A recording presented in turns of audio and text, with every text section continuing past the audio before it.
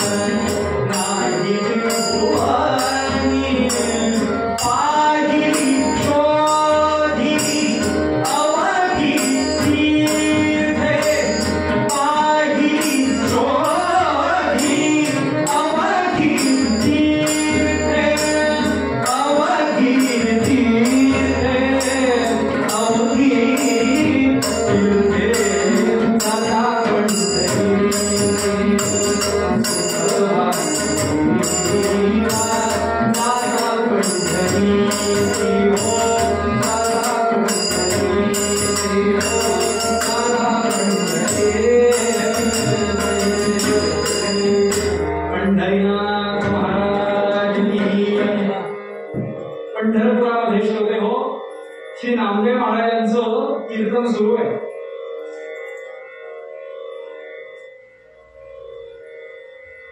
जगामधला अशा एकमेव पहिला कीर्तनकार ते म्हणजे नामदेव महाराजांचं वैशिष्ट्य असं, कीर्तन म्हणजे देवाच्या समोर, देवळात, मंदिरात, बरोबर आहे. सामान्य कीर्तनकारांचं जे कीर्तन आमच्यासारख्या ते देवाच्या समोर, जिथे देव अधिष्ठान मांडले तिथे.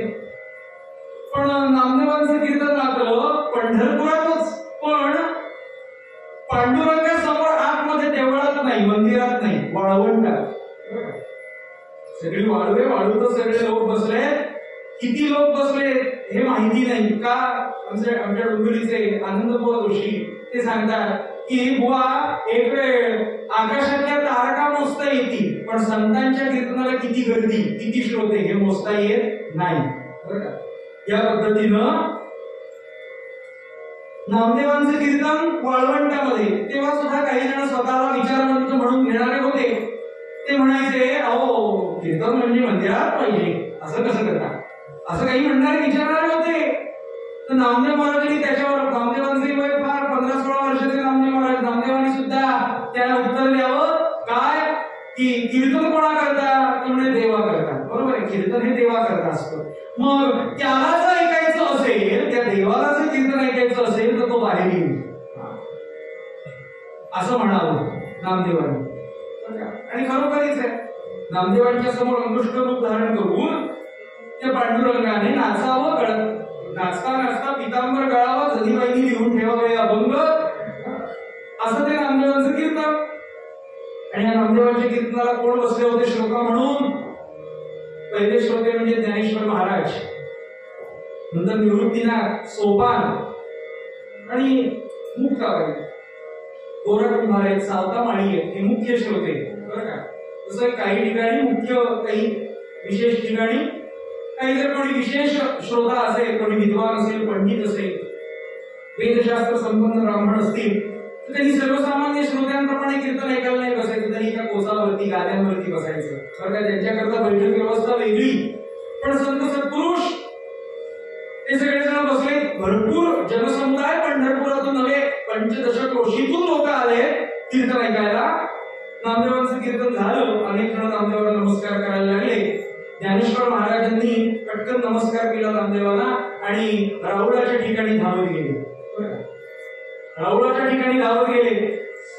ज्ञानेश्वर महाराज कुठे जात आहेत हे बघण्याकरता निवृत्तीनाथ पाठवून धावत निघाले. कुठे आले ज्ञानेश्वर महाराज? तर जो आज पांडुरंग आहे, कटीवर कर ठेवून या, त्या पांडुरंगाच्या समोर ज्ञानेश्वर महाराज उभे राहिले. पाठवून लगेच निवृत्तीनाथ आले.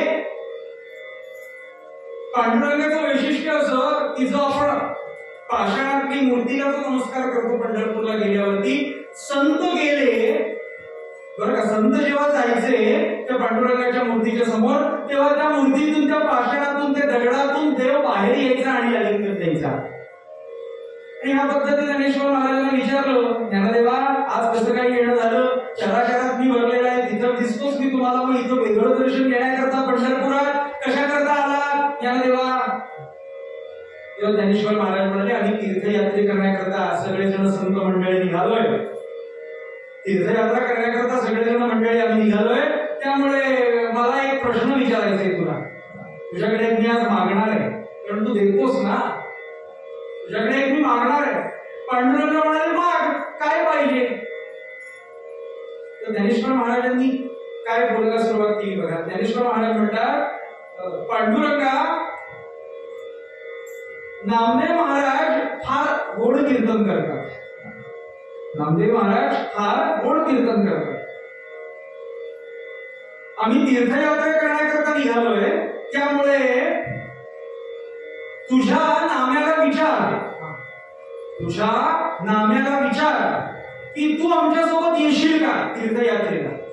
पांडुरंग म्हणाले, तुझ्या नाम्याला विचार म्हणजे तुमचे नाहीत का कोण? नामदेव तुमचा नाही का? नाही. मी का म्हणतोय तुझा?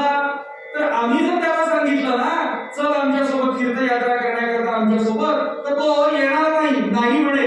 म्हणून तुझा म्हणतोय, तुझा ऐकतो तो. आणि हे सगळं बोलणं होत आहे निवृत्तीनाथांचं, ज्ञानेश्वरांचं, प्रत्यक्ष पांडुरंगाचं.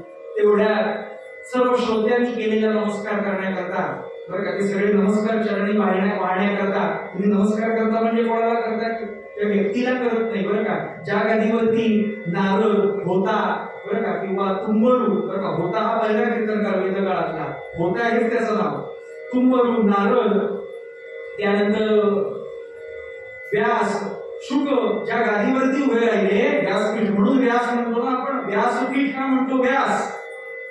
सगळ्या वर्तुळाचा आवाका जो बिंदू असतो ना, त्याला जो कळलेला असतो तो व्यास, बरं का.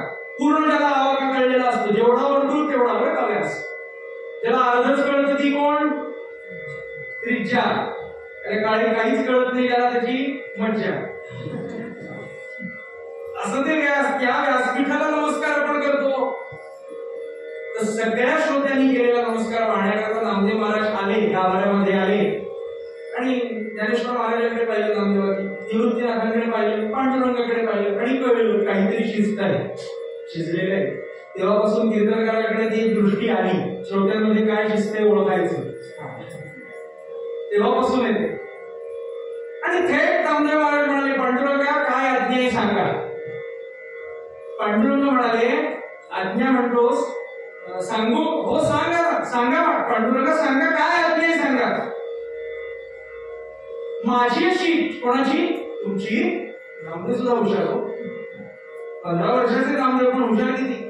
हा हो, अरे देवाला सुद्धा जे अडकवतात ते संत, बरं का. माझी अशी इच्छा आहे की हे सगळे संत, हे ज्ञानेश्वर, निवृत्तीनाथ, हे सगळे चालले तीर्थयात्रा करण्याकरता. सावतोबा पण आहेत, गोरोबा काका पण आहेत, म्हणजे गोरा कुंभार पण आहेत. तर त्यांच्यासोबत तू सुद्धा जावंस अशी त्यांची. कोणाची? खरं ते आलं देवाच्या मुखातून, कारण देवाची इच्छा नव्हतीच नामदेवाला पाठवण्याची. का? अहो, देवाची जर इच्छा असती पांडुरंगाची, त्या पंढरपुरातून बाहेर गेला पाहिजे, नामदेव तर त्याच्या अगोदरच पाठवलं असतं बाहेर, प्रचार कर, भक्तीचा प्रचार कर. पण देव म्हणाला, पांडुरंग म्हणाले, नामदेवा खरं तर हा दोष सगळा माझ्याकडे येतो की एवढं कोण रत्न हा हिरा मी माझ्या स्वार्थाकरता पंढरपुरामध्ये ठेवला. देवाचा स्वार्थ काय हो, भक्ताची लीला बघण्याकरता देवाला आवडतो बरं का, म्हणून तुला मी माझ्या जवळ ठेवला.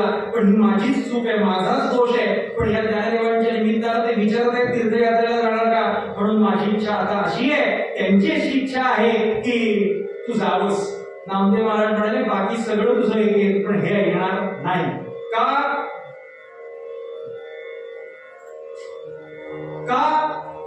याचं कारण, तर एक क्षण मी तुला पाहिलं नाही ना, एक क्षण जर मी तुला पाहिलं नाही ना तर माझा जीव कासावीस होतो.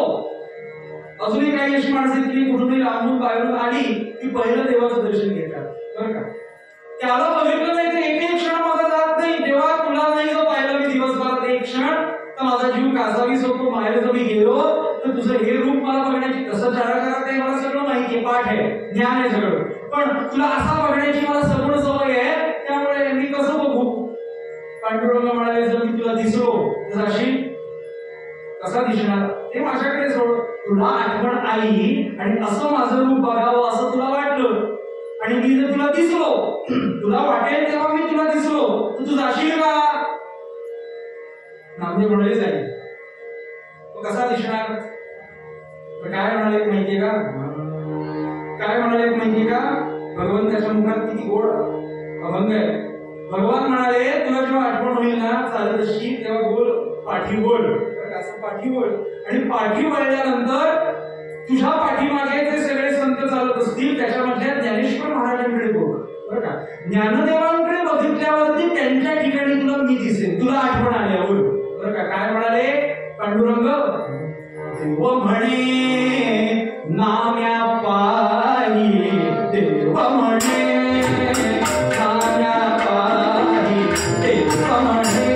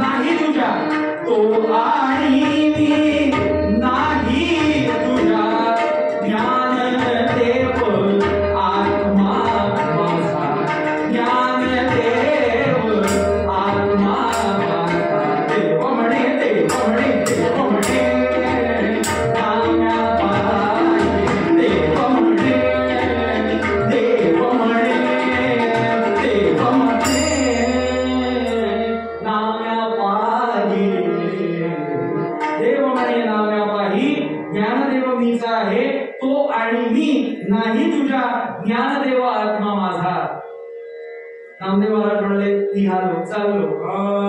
नामदेव आणि सावका माळी, गोरा कुंभारादी ही सर्व संत मंडळी भजन करिता वेळोवेळी उच्च स्वरे हरिनामे. भगवंताचं नामस्मरण करीत करीत जय जय पांडुरंग हरी, जय जय पांडुरंग हरी, जय जय पांडुरंग हरी, जय जय पांडुरंग हरी, जय जय पांडुरंग हरी, जय जय पांडुरंग हरी, जय जय पांडुरंग हरी, जय जय पांडुरंग हरी, जय जय पांडुरंग हरी, जय जय पांडुरंग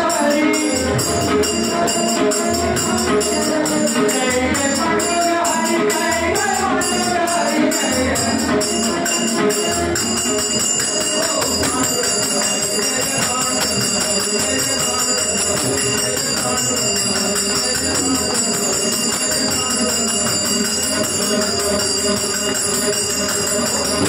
जय जय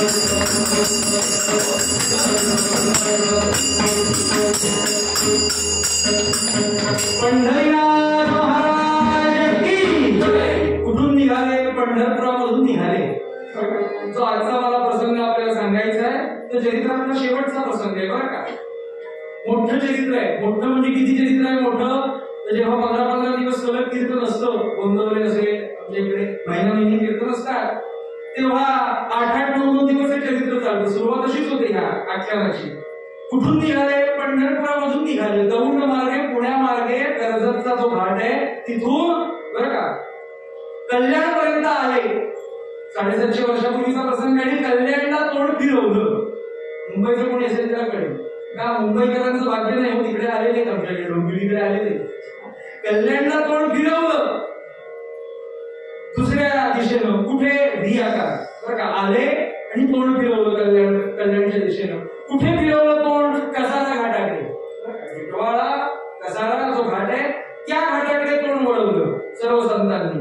एवढं सगळ्यांचा उद्धार, सर्वांवर कृपा करत करत आले बरं का सर्व संत मंडळी. कसारा घाट जो इगतपुरी जो घाट आहे त्या तिथल्या तीर्थक्षेत्री हे सगळे जण आले.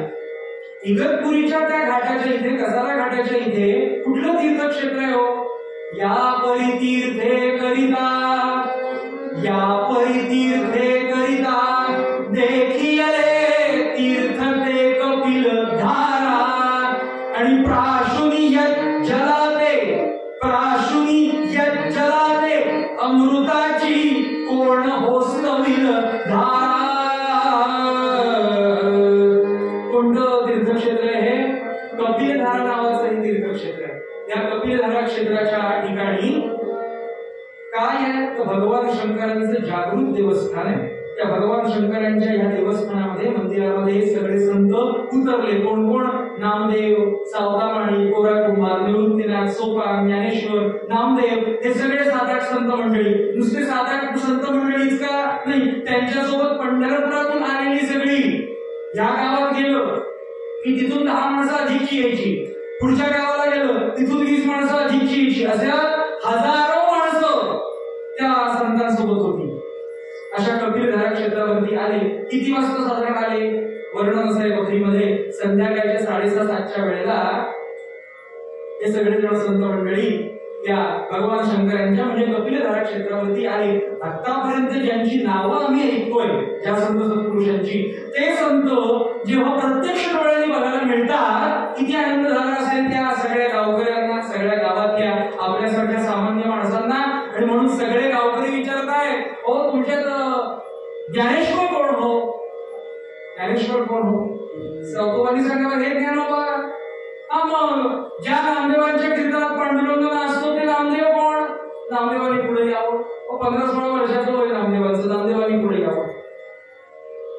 मग तुम्ही आमच्यासाठी सुद्धा कीर्तन कराल का? असं गावातल्या लोकांनी विचारलं. हो त्याच्यासाठीच जन्म आहे, त्याच्यासाठीच जन्म आहे. जे काही वाणीतून यावं जिव्हाकडे वर्तते यस्य हरिनित्यक्षरद्वयम्. जिव्हेवरती, आपल्या जिव्हेवरती 2 हरीची नावं जर नसतील तर जीवनात काही उपयोग नाही. हे सुभाषित आहे बरं का. न गंगा न गया न काशी न वेणी न च पुष्करम पण जिव्हाकडे वर्तते यस्य हरिनित्यक्षरद्वयम्. म्हणून पांडुरंग हरी म्हणा, पांडुरंग हरी वासुदेव हरी. हरीची नावं जेव्हा आपल्या या जीवेवरती येतील तेव्हा या जीवनाचं सार्थक झालं. मग आमच्यासाठी कीर्तन करायला काय? हो म्हणाले. कधीपासून सुरुवात करायची? उद्यापासून म्हणाले. कारण आज आले, स्नान संध्या आधी कर्म प्रत्येकाचं, तोपर्यंत रात्र म्हणाला जेवणाची सोय सगळी करायची. उद्या द्वादशीच्या त्या पारण्याला आपण सुरुवात करूया कीर्तनाला. किती वाजता? वेळ तुम्ही सांगा, नामदेवा तुम्ही सांगा. तुम्ही वेळ सांगाल त्याच्या अगोदर मी येतो, उपस्थित राहतो. आणि म्हणून नामदेवाने ज्ञानेश्वराला विचारलं किती वाजता सांगायचं? ज्ञानोबा म्हणाले सकाळी 6 वाजता. बरं का, नीट आहे का? 750 वर्षापूर्वीची गोष्ट. सकाळी 6 वाजता काय कीर्तन प्रवचन यायचं. हो म्हणाले आम्ही येणार. आणि म्हणून पहाटे 5-5:30 पासूनच लोक चपला घेऊन आपली जागा अडवण्याकरता म्हणून सगळेजण पुढे. मंदिर छोटं, मंदिरात सगळ्यांना स्थान नाही. गच्च ओळखलेलं होतं. आणि ह्या पद्धतीनं सगळेजण गर्दी करतायत. सुरुवात कुणी करायची? नामदेवाला विचारलं, तुम्ही कीर्तनाची सुरुवात करायला का? नामदेव म्हणाले नाही. ज्ञानेश्वर महाराज तुम्ही प्रवचनाला सुरुवात करा. त्यानंतर काही जर कमीच कुठे काही पडलं तर म्हणाले तुमच्याच कृपेने मी बोलेन, बरं का, कारण पांडुरंगाची तशी आज्ञा आहे. आणि म्हणून ज्ञानेश्वर महाराज एका शेळीवरती बसले. काय बसायला होतं? काही खुर्ची नाही, पाठ नाही, चौरंग नाही, काही नाही, एक दगड अक्षरशः, बरं का. त्या दगडावरती बसले आणि ज्ञानेश्वर महाराजांनी ध्यान लावलं आणि ज्ञानेश्वर महाराजांनी प्रवचन सुरू केलं. अलंकापुरी पुण्यभूमी पवित्र,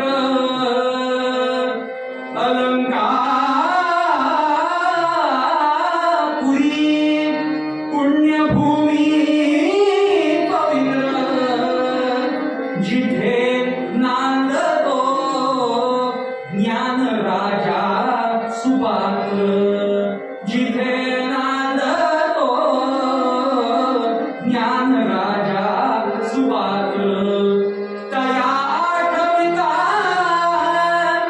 महापुण्य राशी, तया आठविता महापुण्य राशी, नमस्कार माझा श्री सद्गुरु ज्ञानेश्वरासी. पंढरीनाथ महाराज की जय. नामदेव महाराजांचं पहाटे 6:45 झालं. प्रवचन सुरू झालं किती वाजेपर्यंत? 7:30 पावणे 8 वाजता. आणि त्यानंतर लगेच नामदेव महाराजांचं कीर्तन. नामदेव महाराज कीर्तनाला उभे राहत नव्हते, बरं का. पण ज्ञानेश्वर महाराज म्हणाले, अहो आपण काय आपल्यात स्पर्धा आहे का? कीर्तन म्हणजे कीर्तन, बरं का. कीर्तनात श्रेष्ठ कनिष्ठ नसतं, नीट आहे का? कीर्तन हे कीर्तन असतं. कारण तो कीर्तनकार तुकोबा काय म्हणतात, नामदेव काय म्हणतात हेच सांगत असतो. पद्धत बदलू शकते पण कीर्तन हे कीर्तनच असतं. या पद्धतीनं नामदेवांनी कीर्तनाकरता उभं राहावं. साधारण 7:45 नामदेवांचं कीर्तन सुरू झालं सकाळी आणि साधारण 10-10:30 वाजता नामदेवांचं कीर्तन आटोपलं. अशा या नामदेवांच्या कीर्तनाला कोण आलं होतं? बरीच माणसं आली होती. पण त्यामध्ये श्रोते हो, त्या कपिलधारा क्षेत्रावरच्या कमलाकर नावाच्या एका ब्राह्मणाची पत्नी शुद्धमती ही त्या कीर्तनाला आलेली होती. कीर्तनाला म्हणून खास आली होती का? मुद्दाम नाही. रोज ती पाणी भरण्याकरता आपल्या घरून यायची. कपिलधारा क्षेत्राच्या ठिकाणी बाहेर ओढा होता, तिथून पाणी भरायचं 2 हांडे. तिचा असणारा 5 वर्षाचा मुलगा त्या मुलाच्या ठिकाणी एक कळशी द्यायची त्याच्या हातात आणि अशी ही 2-4 कळशा घेऊन पाणी भरण्याकरता रोज यायची.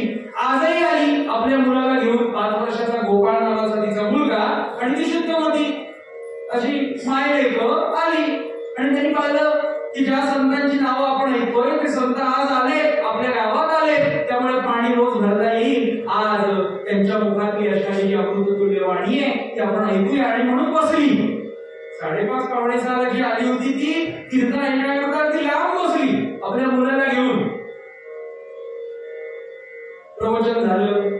प्रवचन झाल्यावर आता उठूया, पाणी भरूया आणि जाऊया. तोपर्यंत नामदेव महाराज कीर्तनाला उभे राहिले. आता म्हणले कीर्तन ऐकूया आणि पुढे जाऊया.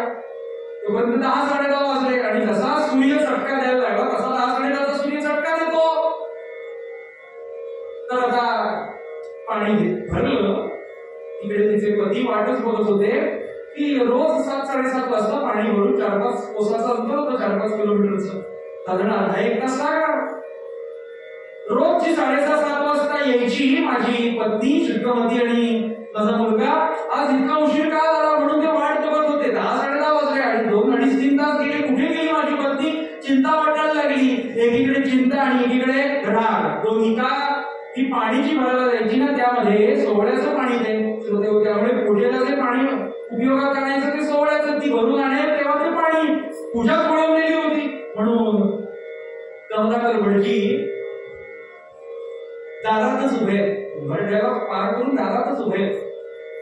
येणारी शुद्धमती पाहिली, आपली पत्नी पाहिली आणि शुद्धमतीने पतीचा चेहरा वाचला आणि म्हणाली, स्वामी क्षमा करावी, स्वामी क्षमा करावी, आगमनी जाहला मला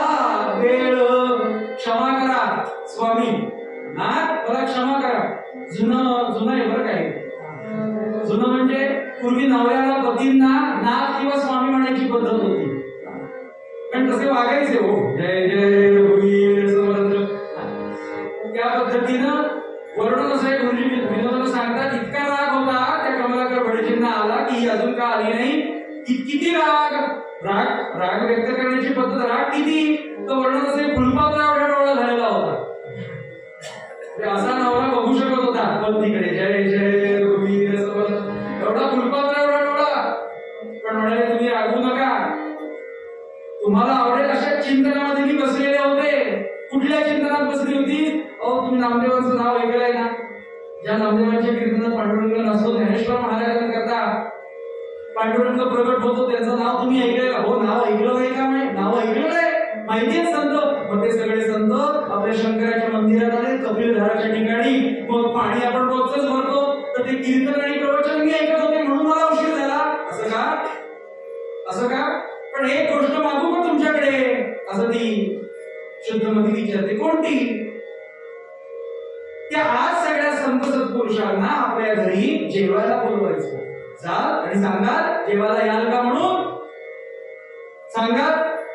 नंतर पूजा करा, अगोदर सांगा आणि नंतर येऊन पुन्हा आंघोळ करून पूजा करा.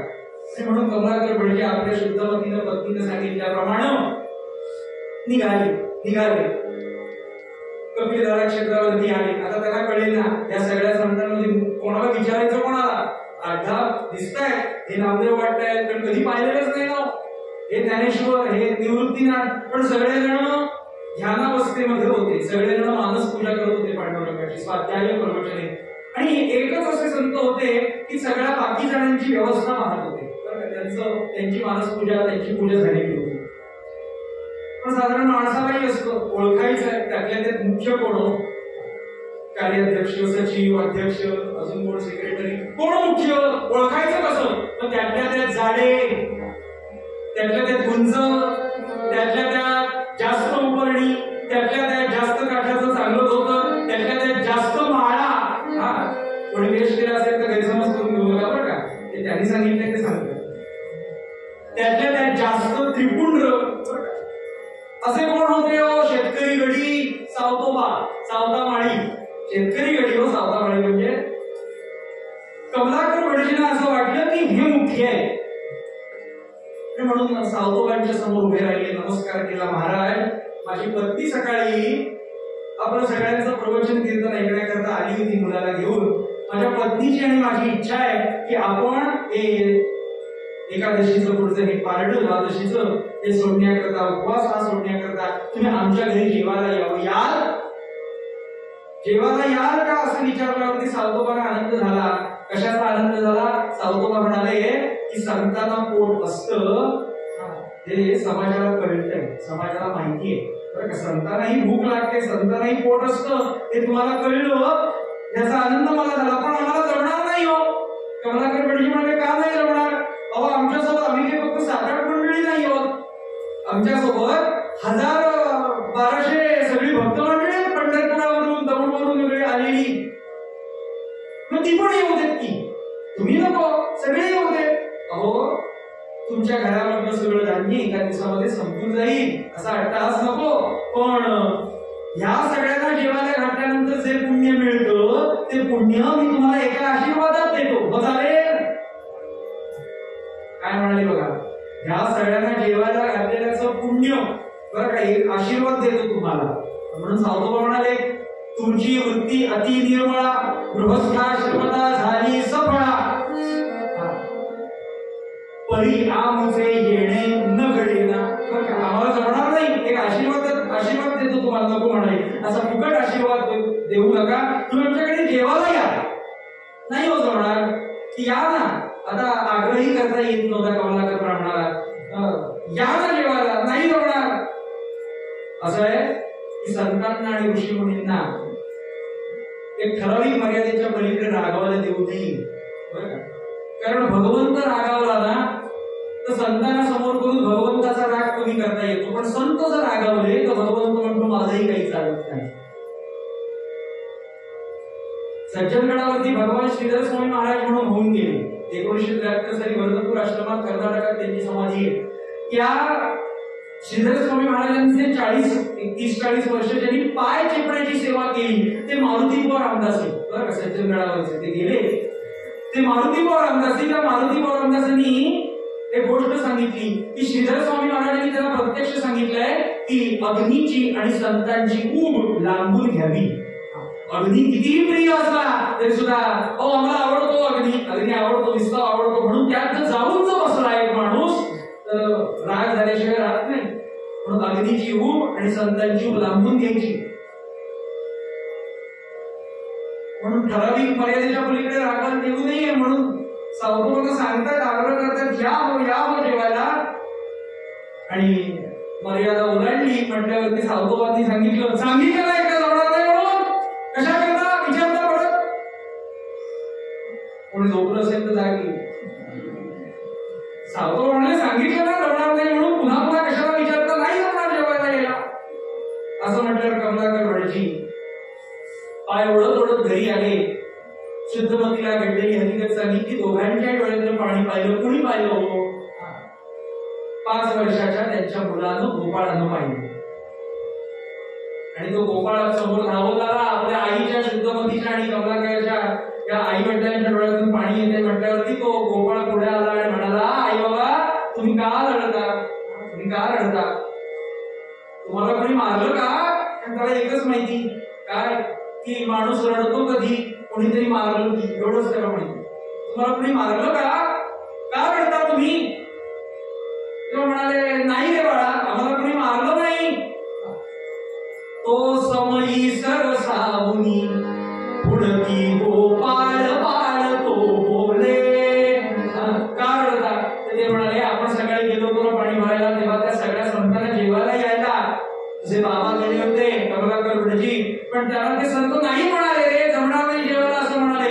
म्हणून ते नाही म्हणाले म्हणून आमच्या डोळ्यातून पाणी आलं. असं तो काय 5 वर्षाचा मुलगा होता तयारीचा, तो म्हणाला असं संतांसी आणि तो मी. बरं का, काय म्हणाला? संतांसी आणि तो मी ऐकून दंपती बरे म्हणून रोले. संतांना मी आणतो.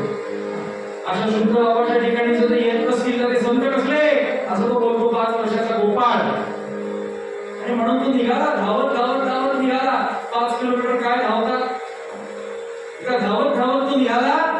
आणि त्याचं काय सुदैव, त्याचं काय भाग्य, वडील आले होते ते सावतोबांच्या समोर उभे राहिले, सावतावाडीच्या समोर. आणि हा 5 वर्षाचा गोपाळ आला, तो कोणाच्या समोर उभा राहिला? नामदेव महाराजांच्या समोर उभा राहिला. पण नामदेव महाराजांची मानसपूजा सुरू होती, डोळे बंद होते, ध्यान मनातल्या मनात करायची ती मानसपूजा.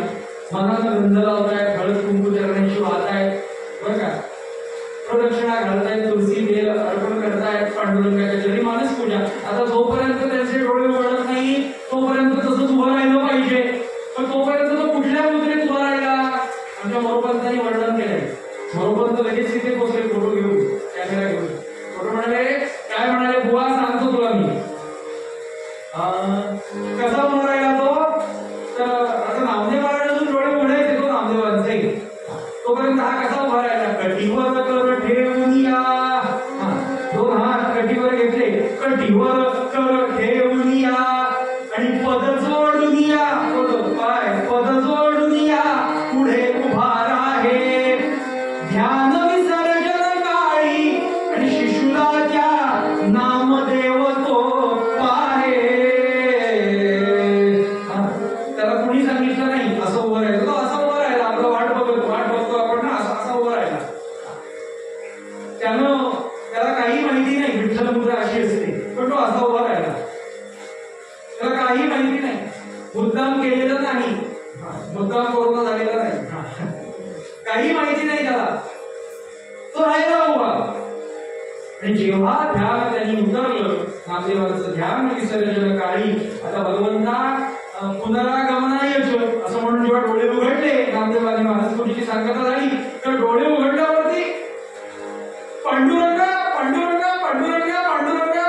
तो गोपाळ सांगतोय, हो महाराज मी पांडुरंग नाही, मी गोपाळ. नामदेव म्हणाले, मग गोपाळ आणि पांडुरंग काय वेगळा? एकच, एकमेव द्वितीय ब्रह्म.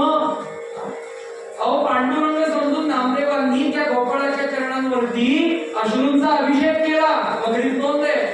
आणि त्यावरती 5 वर्षाचा गोपाळ काय बोलायला लागला, अहो नामदेव महाराज, माझं नाव गोपाळ असून सुद्धा तुम्ही मला पांडुरंग म्हणता.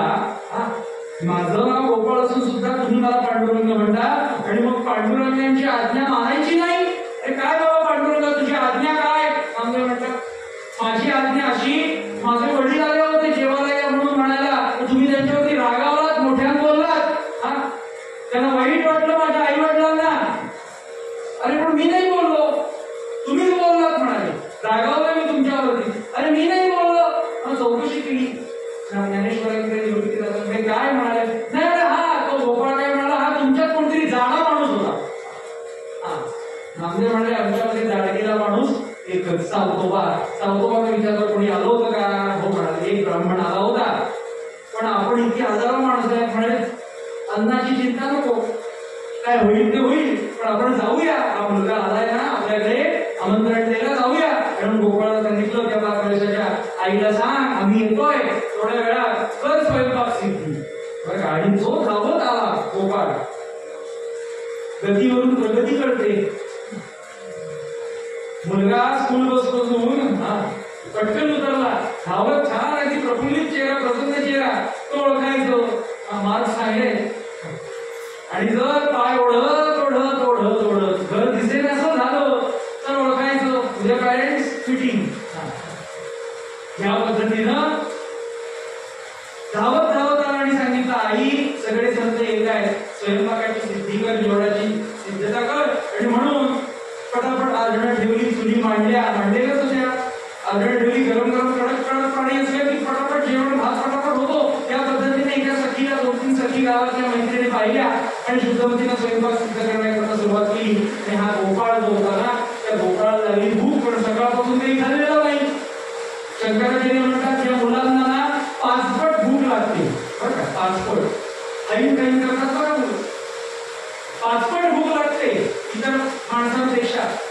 तर भूक लागली, सकाळपासून काही खाल्लेलं नाही, दुपार 12:30-1 होत आलेला.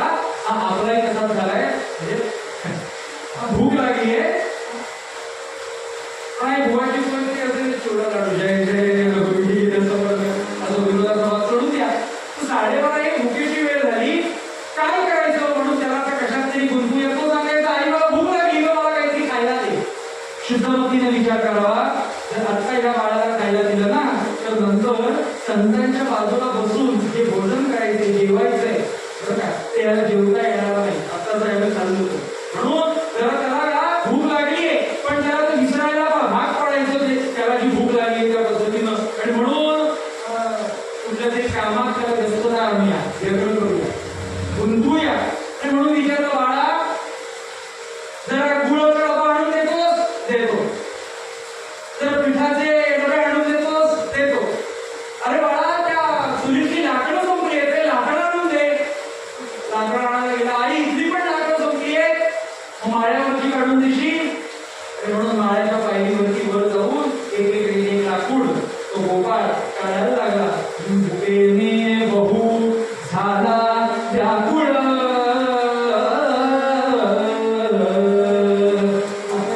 एक लाकूड काढलं खाली टाकलं, दुसरं काढलं खाली टाकलं, तिसरं घेतलं खाली टाकलं, आणि 4थ्या लाकडाला जेव्हा हात घातला त्या गोपाळानं, तेव्हा काय झालं?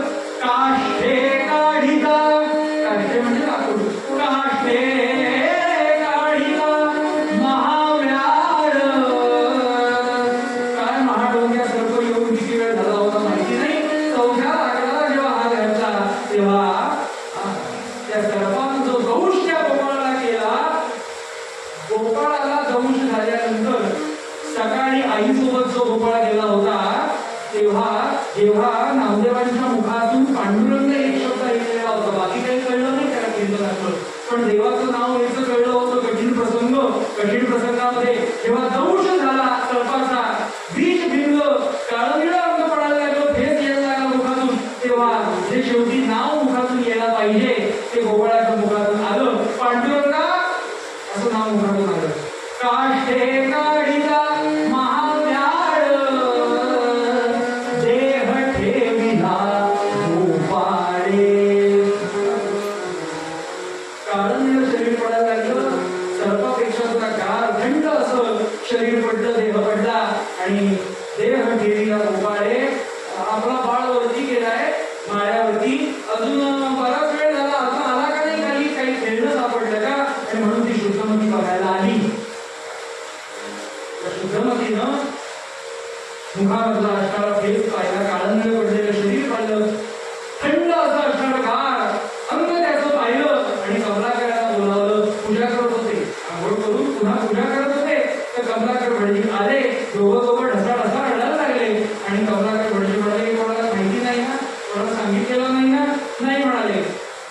सांगत नाही तोपर्यंत सुचत नाही म्हणाले. त्यामुळे आता जर सगळ्यांना कळलं ना आपल्या घरी असं झालंय, किती विवेकपणा, किती दुःखात सुद्धा किती विवेक केला त्यांनी. तर आता सगळ्या संतांना कळलं आपल्या घरी असं झालंय, त्या सगळ्या त्यांच्या पारण्याची द्वादशीची सोय कुठे होणार जेवणाची, म्हणून सांगत नाही तोपर्यंत सुचत नाही. काय कर, स्नान कर, आंघोळ कर, मी आंघोळ करतो, तुळशीचं दर्शन घेऊया आणि गाईचं दर्शन घेऊया. आणि उष्णा अवसाद आणलो चेहऱ्यावर, तोपर्यंत सगळे संत आले, पंक्ती घेतल्या, 2 पंक्ती बसल्या. अनेक जण त्यातले भक्त वाढण्याकरता मदत करतायत आणि एका पानावरती नामदेव, एका पानावरती ज्ञानेश्वर, एका पानावरती निवृत्तीनाथ, असे सगळे जण बसले. आणि अन्नपूर्णे सदापूर्णे शंकर पुराण बदलले, ज्ञानमयाची विद्यार्थी भिक्षांते हीच पार्वती अन्नपूर्णा माता की. आणि म्हणून सगळे जण आता जेवायला सुरुवात करणार, भोजनाचा आस्वाद घेणार. इतक्या नामदेव महाराज म्हणतात, अहो आमचा पांडुरंग कुठे, आमचा पांडुरंग कुठे. कमलाकर वडिलांना काय केलं होतं, त्या बाळाला त्या माळ्यावरून खाली आणून एका खोलीमध्ये झोपवलेलं, त्याच्यावरती पांघरून ठेवलेलं होतं का कोणाला काही कळू नये. आमचा पांडुरंग कुठे. कमलाकर वडिलांना कळले, कोण पांडुरंग, तुमचा पांडुरंग पंढरपुरात. नाही, तसं नाही म्हणाले. ज्या पांडुरंगाचा चेहरा बघून आम्ही तुमच्या घरात आलो जेवायला, होकार दिला, तो पांडुरंग कुठे. मला कळत नाही हो काय म्हणताय तुम्ही. हा, त्या बाळाचं नाव काय, गोपाळ सांगितलं.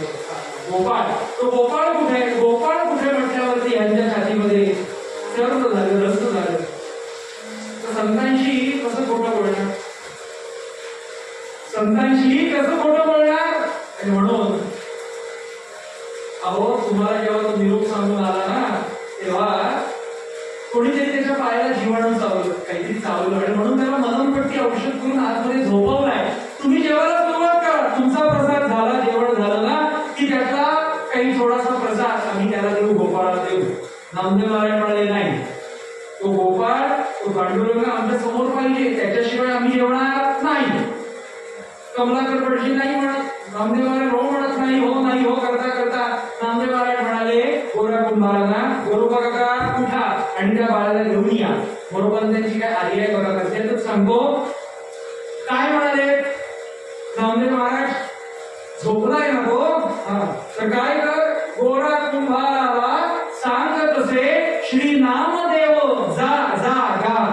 गोरा कुंभाराला सांग तसे श्री नामदेव जा जा गा. सत्वर आणा निद्रिस्त असो वा जागा. त्याला लवकर आणा, तो झोपलेला असू दे, जागा असू दे, कसाही असू दे, कुठल्याही अवस्थेत असू दे, त्याला आणा. नामदेवांची आज्ञा, गोरोबा काका उठले, गोरा कुंभार आत गेले, खोलीचा दरवाजा उघडला, ते प्रेत पाहिलं, काळं शरीर पाहिलं, थंडगार असा स्पर्श केला आणि समजलं काय आहे. पण शेवटी आज्ञा आहे, त्या गोपाळाला उचललं आणि 2 पंक्ती होत्या, त्या पंक्तीच्या मध्ये आणून ठेवलं. ज्ञानेश्वर महाराज म्हणाले, असं पंक्ती ठेवू नका. हे आता सगळा प्रसंग पाहिल्यावरती कमलाकर भटजी आणि शुद्धमती ओक्साबोक्षी रडायला लागली. जे कळू नये ते कळलं. ज्ञानेश्वर महाराज म्हणाले, असं मध्ये ठेवू नका. नामदेवांच्या मांडीत घ्या त्यांच्या पांडुरंगाला, पण जिथे त्या गोष्टी तिथंच शोभून दिसतात. नामदेव म्हणतात, अहो ज्ञानेश्वर महाराज तुम्ही घ्या त्या पांडुरंगाला. नाही म्हणाले, तुम्ही घ्या. ज्ञानेश्वर महाराजांना दाखवून द्यायचं होतं, ज्याच्या करता नामदेवाला आणलंय ना पांडुरंगाची एक आज्ञा म्हणून, काय की त्या नामदेवांचा अधिकार काय बरं का, हा समाजाला कळला पाहिजे. म्हणून नामदेवांच्या मांडीत त्या गोपाळाला द्या म्हटल्यावरती त्या गोपाळाला मांडीत घेतलं नामदेव महाराजांनी. आणि नामदेव महाराज काय बोलायला लागले माहितीये का त्या गोपाळाशी.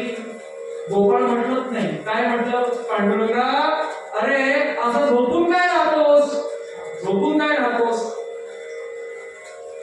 घरी बोलवायचं जेवायला आणि झोपून राहायचं कसं चालेल.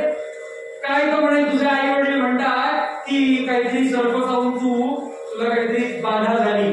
अरे द्वापार युगामध्ये पुतनेचं विष पचवलं होतंस पांडुरंगा, तेव्हा तुला काही झालं नाही. कालियावरती थैथै नाचला होतास तेव्हा काही झालं नाही. मग अशा काहीतरी चिरट चावून माझा पांडुरंग मरतो. पांडुरंगा नावाने हाक मारतोय, उठ. एक नाही दोन नाही, तो गोपाळ उठत नाही म्हटल्यावरती अहो असा कसा तुमचा तो निर्गुणाला पांडुरंग आहे का? अहो आमचा मुलगा आहे म्हणाले, तो गेला तो कसा उठेल? नाही म्हणाले.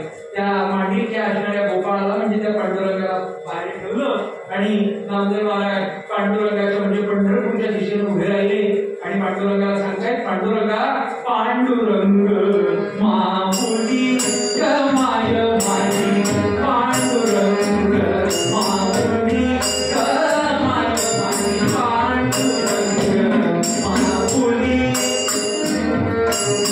सुखकर कर सावली माय माझी, सुखकर कर सावली माय माझी, पांडुरंग माऊली माय माझी, पांडुरंग माऊली माय माझी.